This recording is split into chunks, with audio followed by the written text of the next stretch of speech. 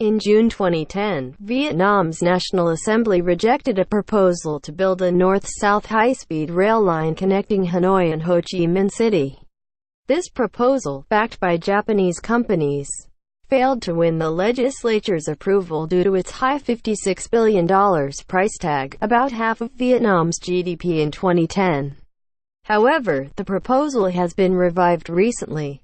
The Ministry of Transport (MO) and a consortium of 3 local consulting companies are currently working with 20 provincial governments to gather inputs, especially regarding the location of the rail track and stations, for a project proposal to be submitted to the government within this year.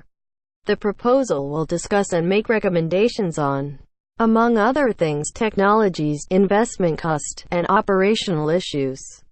If approved by the government, it will be submitted to the National Assembly for deliberation in 2019. While details of the project proposal have not been finalized, the consultancy consortium reportedly proposed last week that the new rail line should adopt the distributed traction technology, which is the technology used by Japanese high-speed trains. If the Vietnamese government approves this proposal, this may give Japanese contractors and suppliers an edge over competitors from countries which do not use this technology.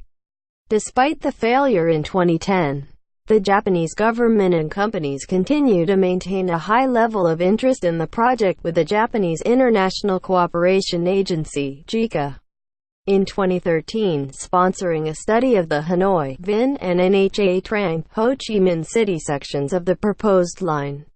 This time around, the project may be viewed more favorably by the National Assembly as well as the Vietnamese public due to Vietnam's higher financial capacity as well as greater demand for advanced infrastructure systems. However, whether the National Assembly will give green light to the project remains a big question.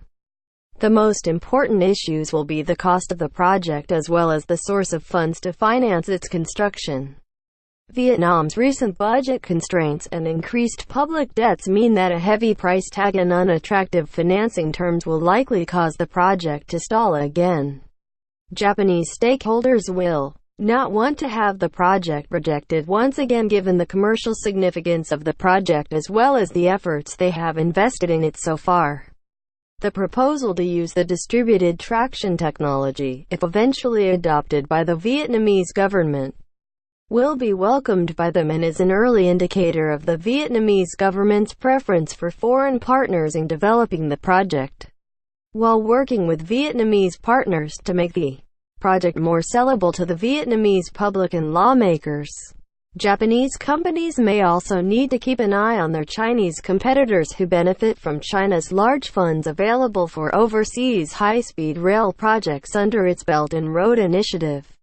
Although Chinese contractors and China-funded projects have a poor track record in Vietnam and are perceived negatively by the Vietnamese public, if China can provide the desired technology and offer favorable financing conditions for the project, this may tip the balance in their favor, especially given that China's high-speed train technologies have witnessed major advances in recent years. Dr. Le Hong Heap is fellow at the ISEAS Yusof Ishaq Institute, where this article was first published. The opinions expressed are his own. The video is sponsored by Cientronic.com.